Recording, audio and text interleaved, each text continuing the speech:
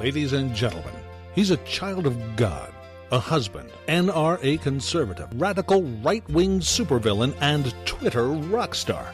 American by birth, Texan by choice, and a badass by nature. He's the owner of TomO'Halloran.com, O'HalloranMedia.com, and PatriotRadio.net. Please welcome Tom O'Halloran.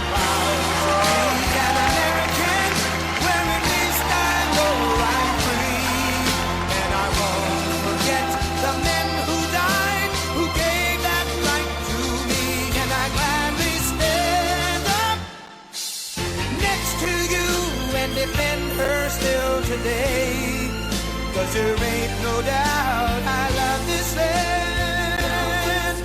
God bless the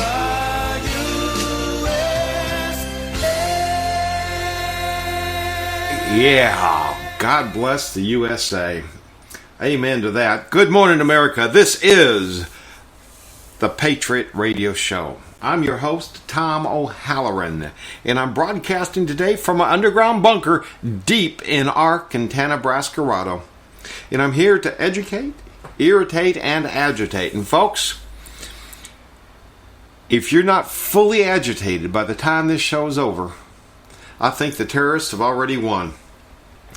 We're going to do a show that's reminiscent of my very secondest show as I approach my 300th show next Tuesday. I'm feeling a calling to do a show on Hillary Clinton. I believe my first show was May 7th of 2014. And that was a Wednesday. And I believe my second show was that Saturday, which would have been, about the 10th. And that show was on Hillary Clinton. If you go into the archives, you'll see a much less... Well, the quality just was different back then because, it was my second radio show. Anyway, in that show I covered a great number of things from Hillary Clinton's past. We went through a lot of the death list. I introduced the website that I have on Hillary. If you've not been there, find your way to bloodonherhands.com. It is a website dedicated to everything about Clinton. Everything you need to know about Hillary Clinton can be found right there. And we're going to dedicate this show to more truths about the Clintons, especially Hillary. Again, my name is Tom O'Halloran. My primary blog at TomO'Halloran.com. When you get there, please be sure to follow me on Facebook, Twitter, Spreaker, and any other social media that you fancy. Also, please follow my editor, Veronica Coffin. She manages several websites, including bloodonherhands.com. And without her doing this, I couldn't do the radio. You'll find Veronica's follow button at the bottom of each and every post. You can find us on Facebook. We're at facebook.com/Patriot Radio Show. And personally, I'm at facebook.com/O'Halloran. And if you'd like to be a part of the conversation today, my studio line is open. The number is 832-761-1766. Feel free to call in. You can also listen to the chat live stream and join the chat room conversation, all at PatriotRadioshow.com. And folks, I am on air 5 days a week now. So if you have not been doing it, please tune in each and every morning, 9 a.m. Texas time, for this, the Patriot Radio Show.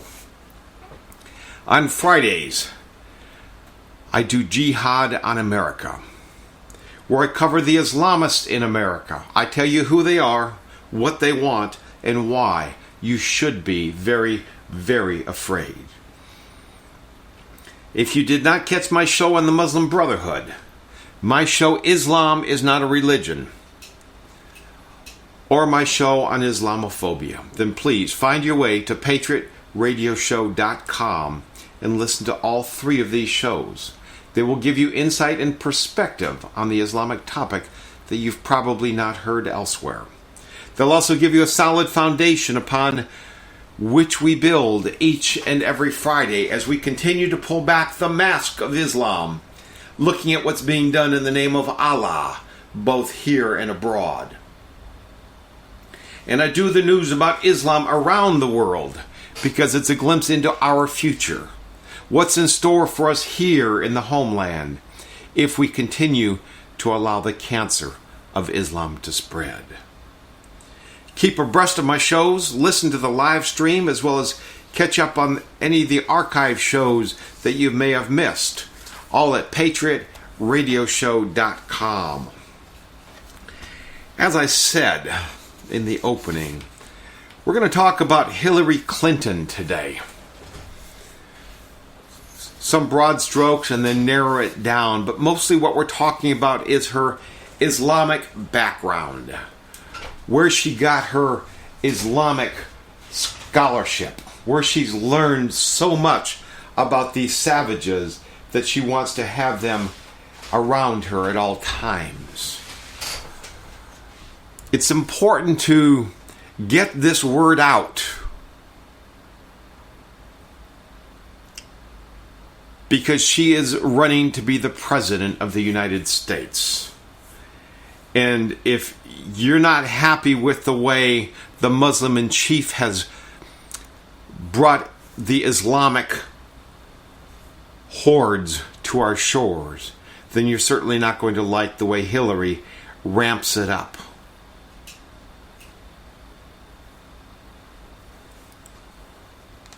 Her chief aide, Uma Abedin, who is Anthony Weiner, the Weiner Flasher. She is his current wife. She's a Muslim, and we're going to talk about some of her background and how she got to be so close to Hillary as well.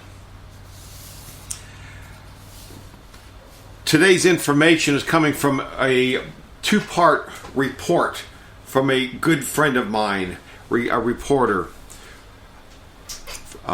He's with Breitbart. Lee Stranahan. He's been with Breitbart since the early days. And he's just done a great two-part, I believe it's two-part. He may not be done with it yet. But for now, it's up to two parts about Hillary Clinton and her Islamic conversion. So, tip of the hat to Lee Stranahan for these two great columns.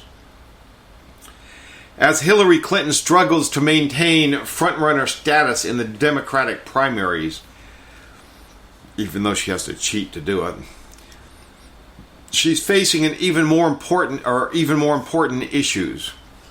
Islamic terrorism is sweeping the globe, and yet mainstream media outlets seem reluctant to vet her on her foreign policy credentials. In particular, the former Secretary of State isn't being asked the tough questions about her closest colleague, Uma Abedin, who has links to people and groups the U.S. government says were involved in the funding of terrorism. This is not a right-wing conspiracy, a conspiracy theory. In speeches during the Clinton administration, Hillary Clinton admitted that she and her husband, President at the time, Bill Clinton, had learned nearly everything they knew at the time about Islam from their 14-year-old daughter. Now bear in mind, this is the president and his wife admitting to the world that they've learned everything they know about Islam from their 14-year-old daughter. The seldom publicized admission came when First Lady Hillary Clinton hosted the first dinner at the White House celebrating the Muslim holiday Ramadan in 1996. According to the official transcript of her remarks from that event, as posted by the Clinton Presidential Library, she would tell the audience, "Like many Americans, I have only recently gained full appreciation of Islam. Most Americans still don't appreciate these savages. Most Americans are too intelligent to have a full appreciation of these savages. Continuing, she says, when I was growing up, there were no courses in Islamic history or religion in my schools, and the Quran was not on too many bookshelves in American households. Fortunately, that has changed, as I now know from my own family experience. I have to admit, she says, that a good deal of what my husband and I have learned has come from my daughter, who some of you know, or who some of you who are our friends know, took a course last year in Islamic history. When she and I traveled to South Asia, she provided me with a running commentary on everything we saw and visited. Miss Clinton's full appreciation of Islam would come after a number of impossible-to-miss historic events involving Islamists that had shaped the United States. Most Americans in the modern era first became aware of the Islamist threat during the Iranian hostage crisis, which began in the Carter administration. More significantly, two major events involving Islam appeared during the early years in the Clinton administration itself, with both with long-term consequences. The Bosnian War and the first attack on the World Trade Center. Understanding the threat of Islamist ideology should have been a prerequisite for leadership in the face of those events. But 3 years into the Clinton administration, Hillary Clinton had no problem admitting that both she and the leader of the free world had learned a good deal of what they knew from a 14-year-old child. Chelsea Clinton was 14 when she was tutoring the president and the first lady on Islam, having gained her expertise on Islamic ideology through her high school sophomore history class at the elite Sidwell Friends School. Meanwhile, between 1992 and 95, the Bosnian War raged on. Muslims in what was formerly Yugoslavia managed to build a bridge to Europe that is being used by terrorist groups like ISIS to this day. Just last week, International Business Times reported that ISIS is buying land in Bosnia to use as a staging area for terrorist incursions into the West. The groups bought land in the northern region of Bosnia, a few miles from the border with Croatia. While Croatia is not part of the Schengen area, a 26-country zone in the European Union in which people can travel without visa or border checks. It is an easy crossing point to other Schengen countries, such as Hungary and Slovakia. The Salafi community in this region has denied its connections to the Islamic terror groups in Syria. Bosnia has become an important point of recruitment for terrorist organizations such as the Islamic State, which is based out of Iraq and Syria. Nearly 40% of the nation is Muslim, and Bosnian national Hussein Bosnik has become a top recruiter for the terror groups in Europe, sending more than 300 foreign fighters to Syria. Now, about the origins and connections between the first White House Ramadan dinner. The first dinner at the White House celebrating the end of Ramadan, known as Eid, E-I-D, was put together by the American Muslim Council, founded and headed by Abdulrahman Alamoudi. In 2004, Alamoudi would be described by the Washington Post as one of America's best-known Muslim activists, who met with, quote, senior Clinton and Bush administration officials in his efforts to bolster political prominence. It wrote that Alamoudi had also helped found the Pentagon's Muslim chaplain program and was involved in a variety of other Islamic political and charitable organizations. In 1996, That 1996 event was put together by Alamudi's assistant director, Khalid Safori. In 98, Safori would explain to the Los Angeles Times how that first White House dinner had developed.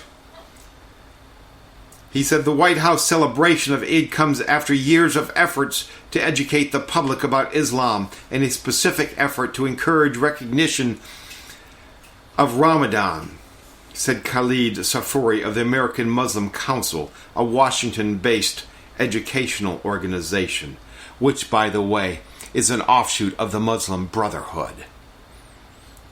The Bush administration was not receptive, Safori says. They would not return phone calls or letters. This is W's daddy, by the way. Bush 41.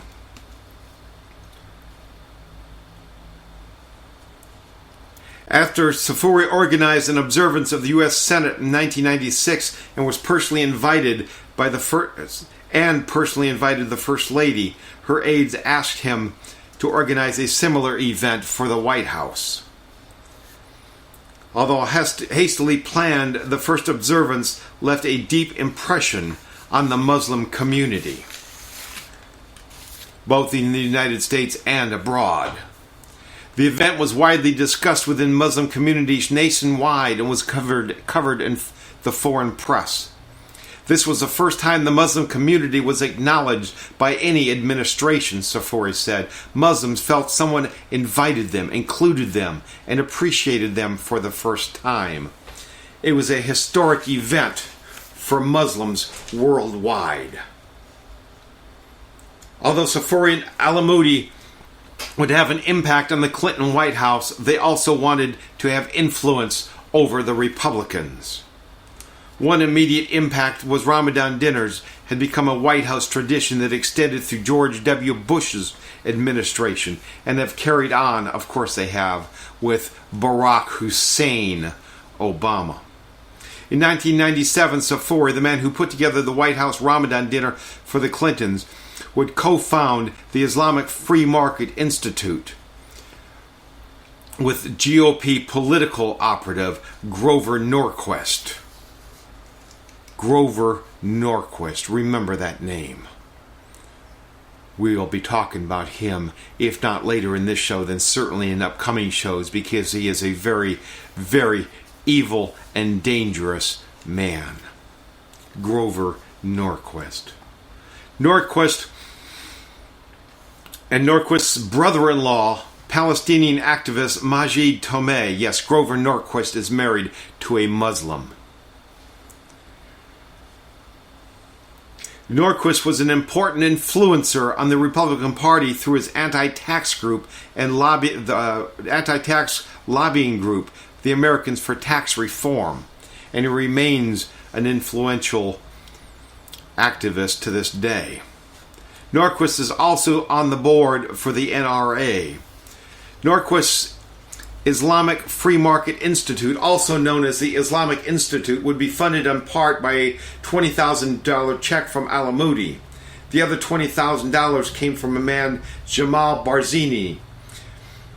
The funding of the Islamic Institute is well documented and was admitted by Norquist in an interview with Glenn Beck in March of 2015, where Norquist claimed that Alamudi's radicalism was not known at the time.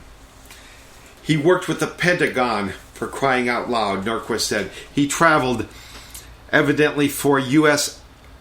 aid or the State Department. He was somebody who was, at that point, or people thought or said that he was an okay guy. However, anyone paying attention to Alamudi in 1996 would hear clearly that he had a vision for America being dominated by Islam. In 1996, Alamudi said he was honored to be a member of the committee that is defending the Islamic Association for Palestine. Their founder was Musa Abu Marzouk, as the Israeli business website Globes reported in 2014. One of those fundraisers was Dr. Musa Marzouk, the number 2 man in Hamas. At the beginning of 1980s, he began fundraising campaign in the U.S. among wealthy Muslims, while at the same time founding several banking enterprises. He himself became a conglomerate of 10 financial enterprises, giving loans and making financial investments. He's an amazing financier. The U.S. administration ordered Marzouk's arrest in 1995 on charges of supporting terrorism. He spent 2 years in U.S. prison. It was decided to expel him without trial. He kept the money. When he was expelled from the U.S. in 1997, he was already worth several $million. Somehow he evaded the clutches of the U.S. Internal Revenue Service and was not charged with financing terrorism. People in the know say he probably became connected to the administration and cooperated with it. There is no proof, but it's hard to think that any other reason why he escaped punishment for such serious offenses. In 2001, in the investigation of the September 11th events, it turned out that he had extensive financial connections with Al-Qaeda, including transfer of funds to the 21 Al-Qaeda operatives accused in the attacks. Today, Marzouk is considered one of Hamas's wealthiest billionaires. Arabs estimate his wealth at $2 to $3 billion. In late 1996, the same year that Hillary Clinton hosted this group for the Ramadan at the White House, the AMC founder, the American Muslim Council founder, Al-Amoudi, spoke to a conference for the Islamic Society for Palestine held in Chicago. At that event, Al-Amoudi said America will become a Muslim country. Al-Amoudi was emphatic that he was working to create political change in America while leaving open the possibility of violence elsewhere. He told his audience, you can be violent elsewhere, but in America, and this is from his own voice, he was on tape. He says, it will happen. It will happen. I have no doubt in my mind Muslims, sooner or later, will be the moral leadership of America. It depends on me, you. Either we do it now or we do it after 100 years. But this country will become a Muslim country. And I think if we're outside this country, we can say, oh Allah, destroy America. But once we are here, our mission in this country is to change it. And the Prophet told us there are 3 ways of changing things. Either by your hand or your mouth, or within yourself. We can change it by our hand and by our mouth, but positively. There is nowhere for Muslims to be violent in America, nowhere at all. We have other means to do it. You can be violent elsewhere, but not in America. Al-Amoudi would openly declare himself a supporter of terrorist groups Hamas and Hezbollah in an anti-Israel rally. In September 2003, the man whose organization has put together the first White House Ramadan dinner was arrested, as the Washington Post reported in 2004. A federal judge yesterday sentenced Muslim activist Abdurrahman Al-Amoudi to the maximum 23-year prison term for illegal dealings with Libya that included the involvement in a complex plot to kill the Saudi ruler. It is a clear victory in the war against terrorism, said J. Paul McNulty, the U.S. Attorney in Alexandria. Michael Garcia, the head of Homeland Security's Assistant Secretary for the U.S. Immigration and Customs, said the sentence reflects the seriousness of Al-Amoudi's crimes. He said during the investigation, agents tracked suitcases stuffed with cash, unearthed Swiss bank accounts, and documented meetings with shadowy figures around the globe. Well, like Hillary Clinton. Al-Amoudi has undergone extensive debriefings with Attorney General John Ashcroft, said yesterday that Al-Amoudi's cooperation will aid crucial terrorism investigations.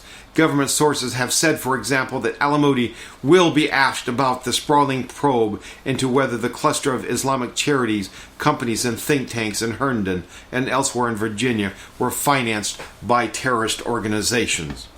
Al-Amoudi's connections to that cluster of Islamic charities, companies, and think tanks in Virginia is also significant because of another figure who had entered the White House in 1996, a young college student fresh from Saudi Arabia. Her name is Uma Abedin. And we'll talk more about that when we come back from a break. This is the Thursday morning episode of the Patriot Radio Show. When we come back, we're going to talk about Huma Abedin and the influence she has had over the president's wife and the Secretary of State, Hillary Clinton. Don't you go anywhere.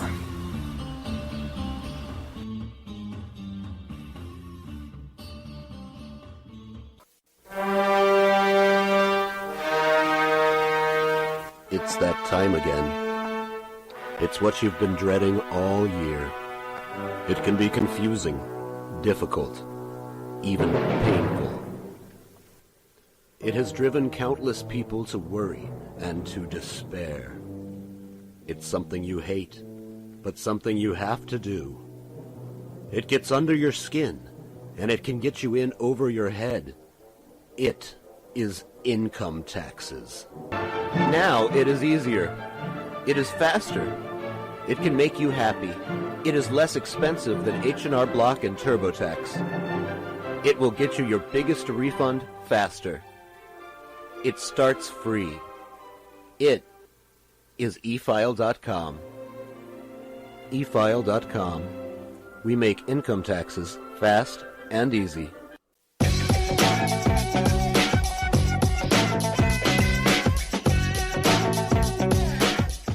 How's it going, JR fans? Nick Libretti here, and today we're smoking the Oliva Cane Daytona. Another home run from the Oliva Company. Guys, this is the Cane Daytona. Medium to full body Nicaraguan smoke, Habano wrapper on it, burns really, really nice. Hints of coffee, really, really creamy, flavorful smoke. This thing changes flavors on me 4 or 5 times throughout the cigar. It's excellent. 3 words I would use to describe this thing: impeccable, complex, and out of this world. That's more than 3 words. Stop counting. We have 3 sizes, everything from a 46 to a 60 ring gauge. Get them right now at jrcigars.com. Hi there, my name is Mark Cranenberg and welcome to my kitchen. Today we're going to talk about my favorite order from Chicago Steak Company. It's the Classic Prime Assortment. Alright, well let's open up and have a look what's inside. So right away we've got 2 6-ounce filet mignons. If you know anything about steak, it's really rare to see filet mignons with that kind of marbling in it. Just beautiful steak. And then next we've got the 2 12-ounce USDA prime strip steaks. Just look at how thick these things are. They're just beautiful. Again, beautifully marbled, amazing steak. Then we've got 2 USDA prime ribeyes. And if you like steak that is just mouth-watering, this is the steak for you. With all that marbling inside, you'll see it's thicker. The marbling is a lot thicker. That just means more moisture throughout your steak. Now we've got 6 USDA prime top sirloin steaks.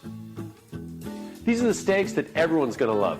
Then we're moving into our next package. Next we have 16 4-ounce gourmet Angus steak burgers. These are amazing burgers that everyone's going to love. And to top it all off, they give you 1 container of my favorite steak seasoning of all time, the Chicago Steak Spice. And you're going to love it too. So there you have the Classic Prime Assortment, my favorite and your ultimate steak experience. So be sure to order your steak today at mychicagosteak.com. I'm Mark. Don't forget to subscribe to our YouTube channel, like us on Facebook, follow us on Twitter, and we'll see you next time at mychicagosteak.com.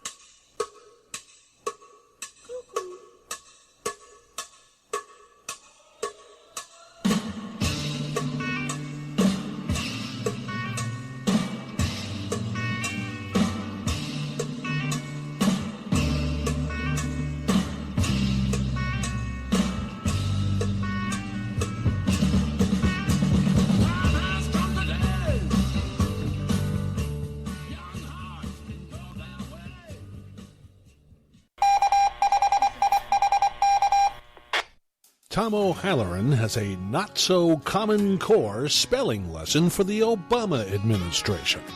Ready? There is no K in America. There's kids that can't pray in school, $100 tanks of gas. I can tell you right now, this country ain't supposed to be like that. No, that ain't my America. That ain't this country's roots. You wanna slam, hold on to Sam, but I ain't letting you. Yeah,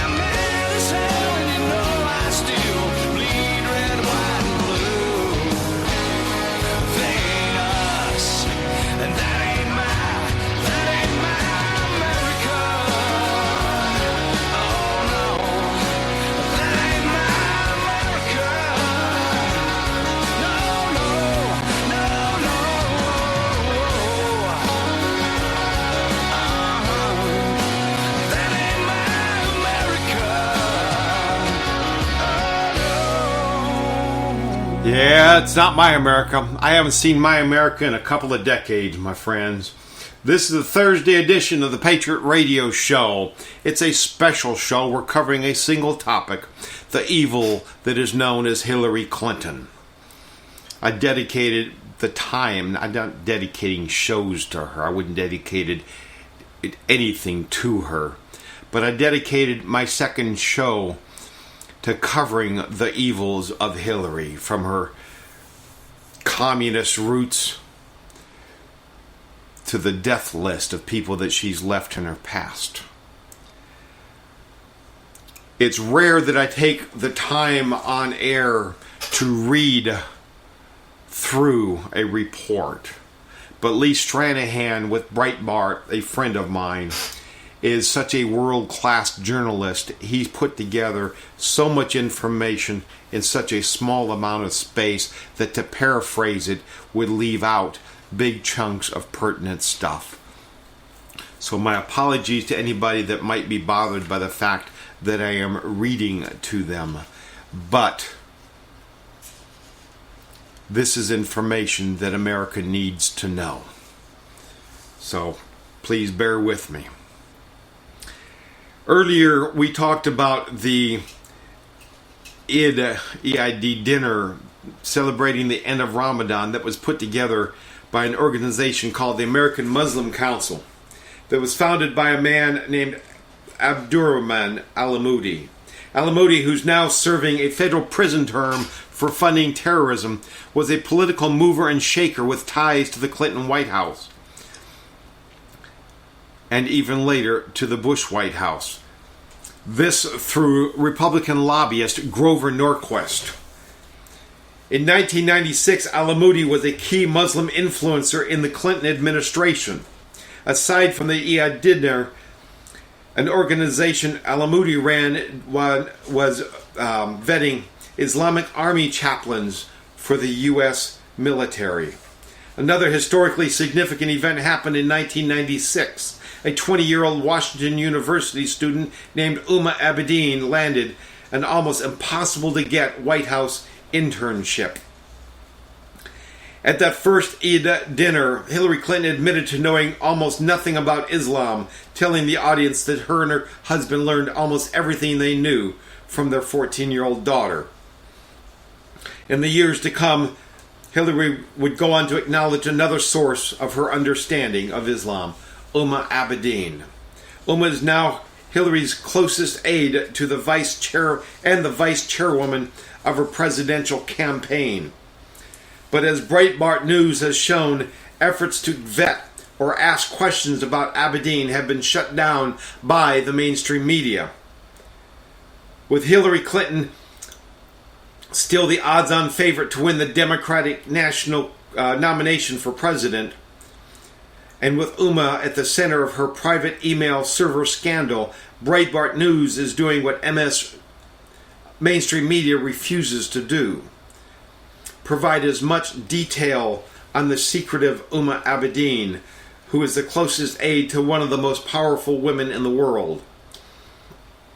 There are no details available about the process that led Uma to becoming the White House intern assigned to Hillary back in 1996, nor are there any details about how Abedin was vetted for the job. We do know this. In 1996, Uma was the assistant editor of a publication called the Journal of Muslim Minority Affairs, and that Uma was on the executive board of a group called the Muslim Students Association at Washington University. This not from the Stranahan column, but the Muslim Students Organization is also an offshoot of the Muslim Brotherhood. Breitbart has extensively documented the history of the Journal of Muslim Affairs, its relationship to groups that funded terrorism, and the media's cover-up of Uma's connection to it. But in short recap, Vanity Fair reported earlier this year in one of its first mainstream media accounts of the facts about Abedin. When Abedin was 2 years old, the family moved to Jeddah, Saudi Arabia, where with the backing of Abdullah Omar Nassif, the then president of King Abdulaziz University, her father founded the Institute of Muslim Minority Affairs, a think tank, and became the first editor of the Journal of Muslim Minority Affairs, which stated its mission as a shedding light on minority Muslim communities around the world in the hopes of securing the legitimate rights of those communities. Vanity continues about Abdullah Omar Nassif.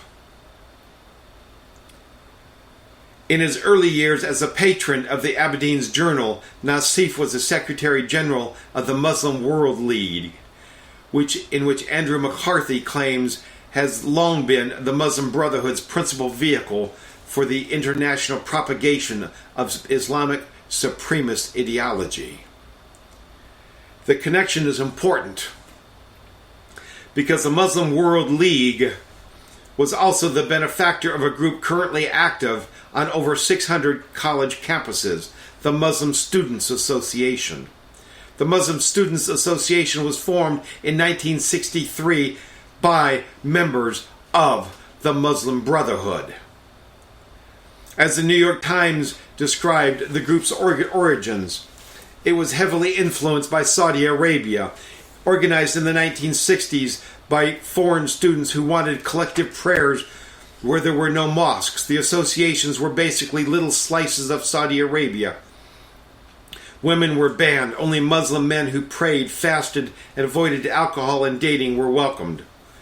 Meetings, even idle conversations, were in Arabic.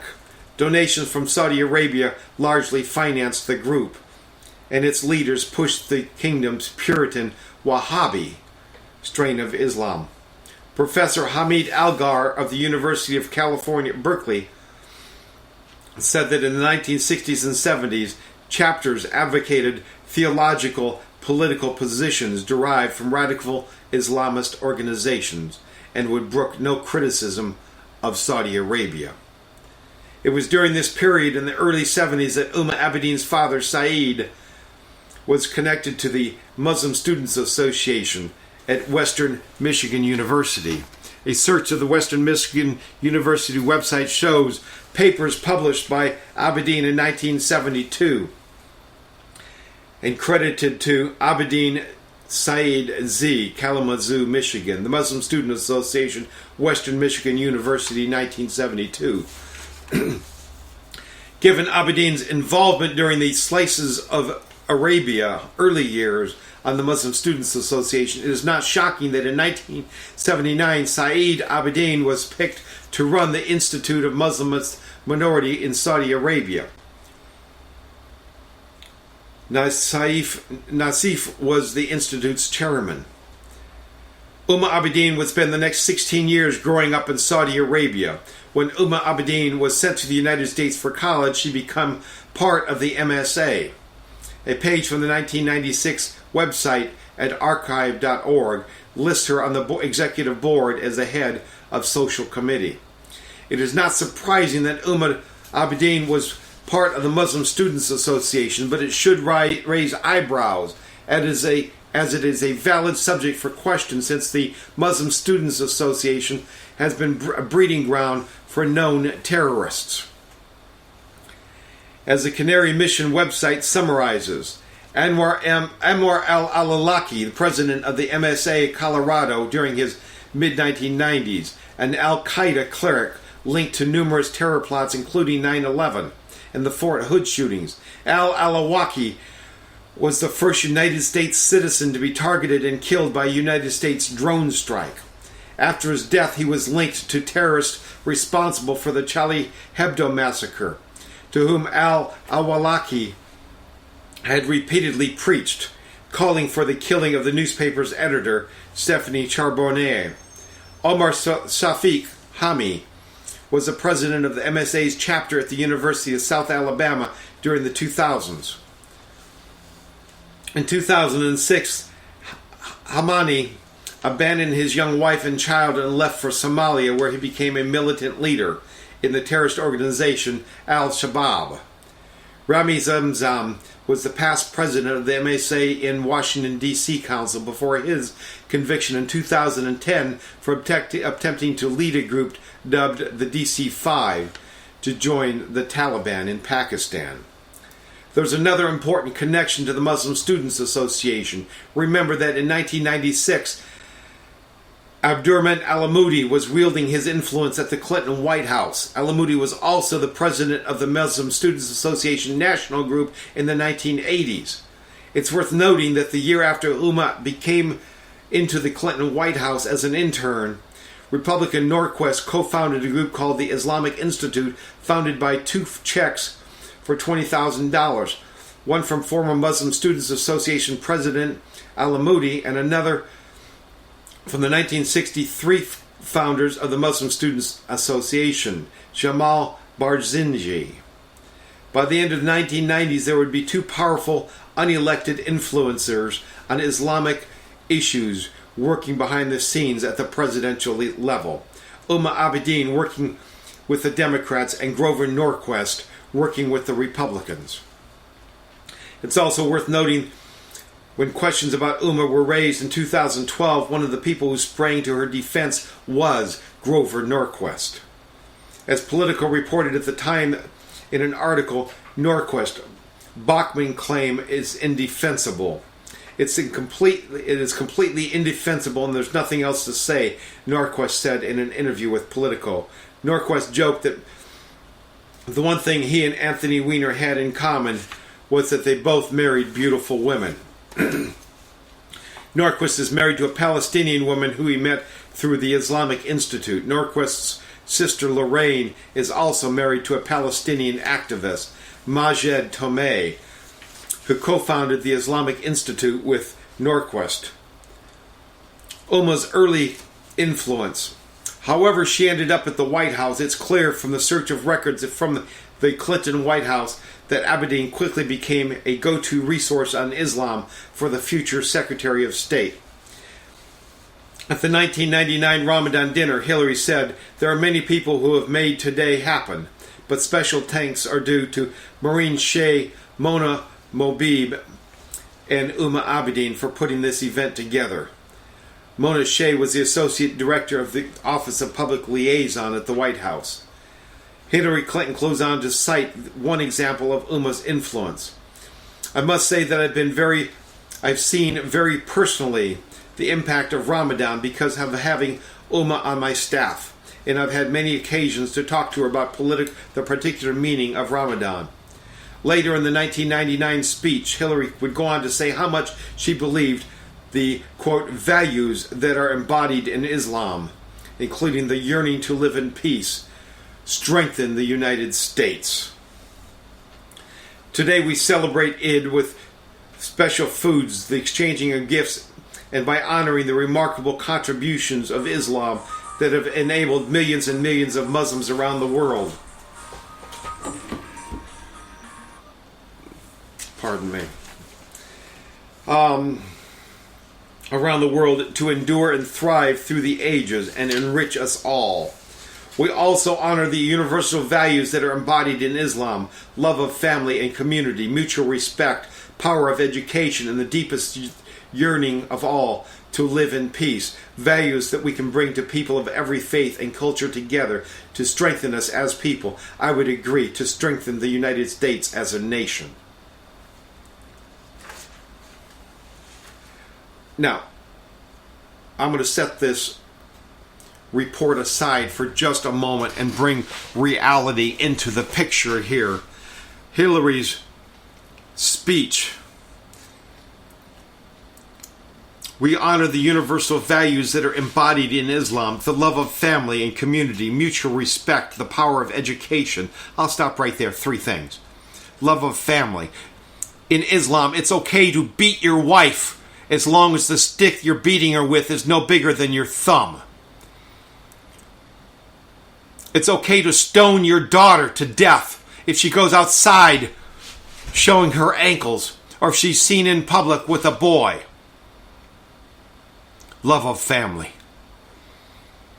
If your wife gets raped by 4 Muslims, she gets stoned to death for shaming your name. The power of education.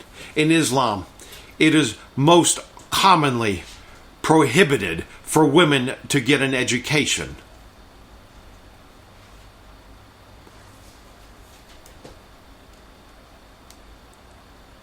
And the third, mutual respect.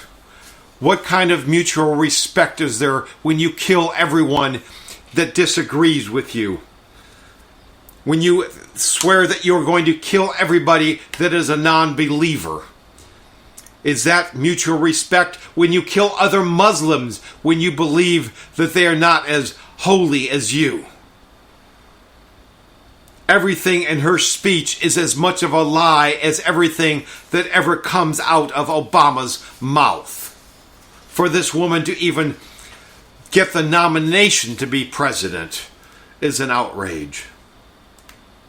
Moving on. Other documents from the Clinton era show how quickly she went from being a White House intern to becoming an important consultant on all things Islamic, including presidential speeches.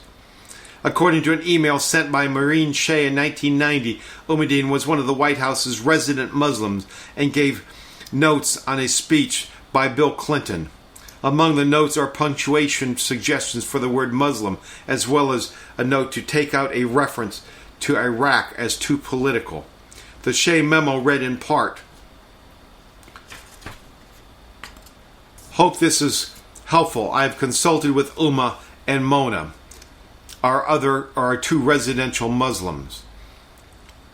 First of all, can you get the president to pronounce Muslims not as Muslims, but as Muslims?"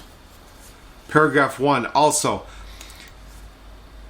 "As not all Arabs are Muslims, take out Arab and say, on behalf of all Americans, Hillary and I would like to send our best wishes to Muslims both here and abroad." So she is guiding her in how to say the word Muslim and guiding the president in what to say when addressing Muslims.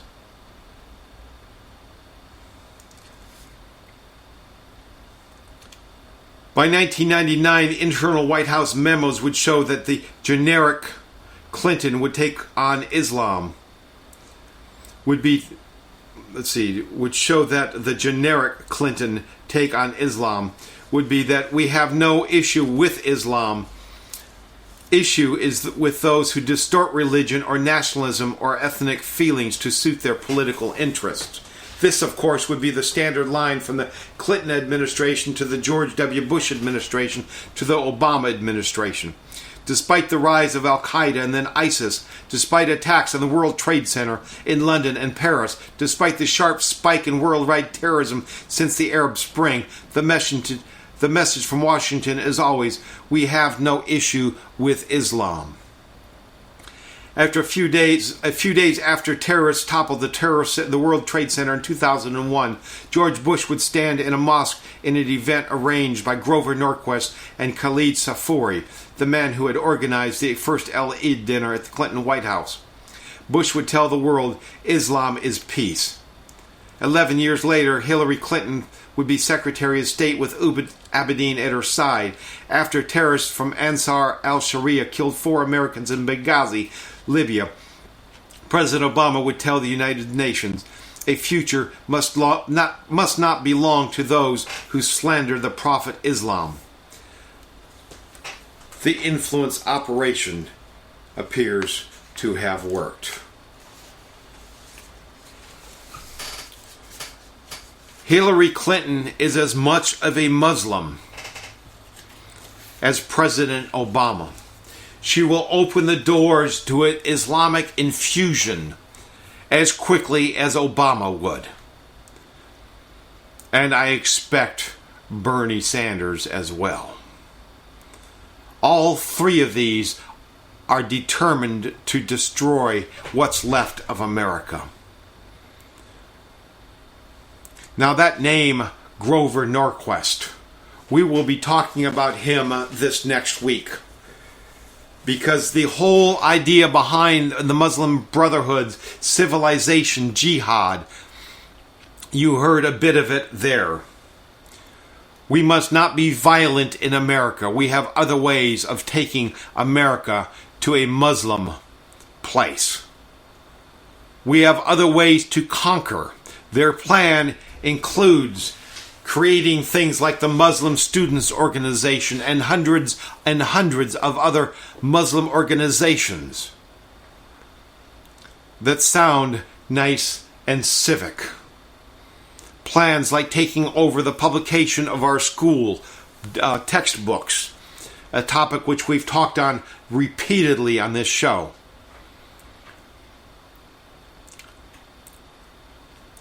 When you give hundreds of thousands of dollars to a publisher of textbooks, you've earned the right to rewrite history. And many of these textbooks will have 30, 40 pages on Islam, all talking about how peaceful it is. What a wonderful man Muhammad was, completely overlooking the fact of his raping women and children, of his sending young men into battle, telling them to take slaves, and when the men were gone fighting his battle, he would rape his army's women and children. And while they're having 30 and 40 and 50 pages about wonderful things about Islam, you'll find 2 or 3 paragraphs about Christianity. And a lot of that is talking about their attacks on Islam. We're going to talk at length about Grover Norquist one day next week. You're going to find out how deeply entrenched in the Republican Party the Islamists are. You want to know why they get elected. You want to know why they have the power over both sides of the Congress. Part of it is financing political campaigns. You give a candidate $50,000 for his campaign, you've got a friend. And I know Chris Christie is way too cozy to the Muslims for my taste. So was former governor of Texas, Rick Perry. Once you've taken their money, they own you.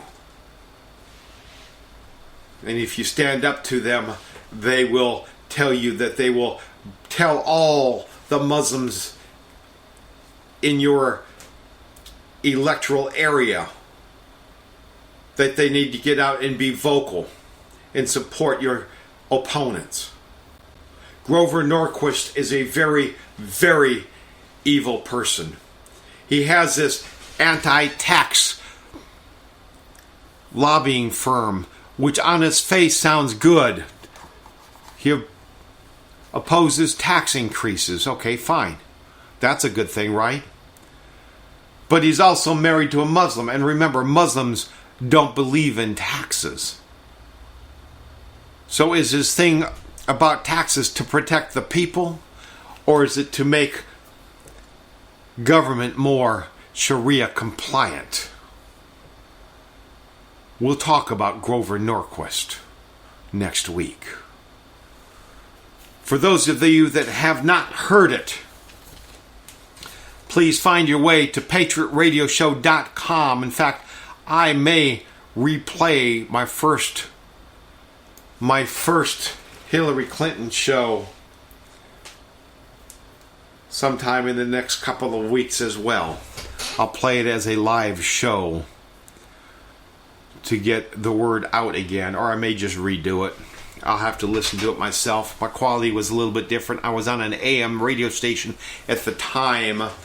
I'll listen to it and see, but we will get the word out again about Hillary Clinton, one way or the other. That is going to be the show for today, my friends. I hope you have learned something. Catherine, my dear, in Midland, I hope you are seriously agitated. God bless you and yours, America. God bless you, Charlie. This is Tom O'Halloran. I'm out.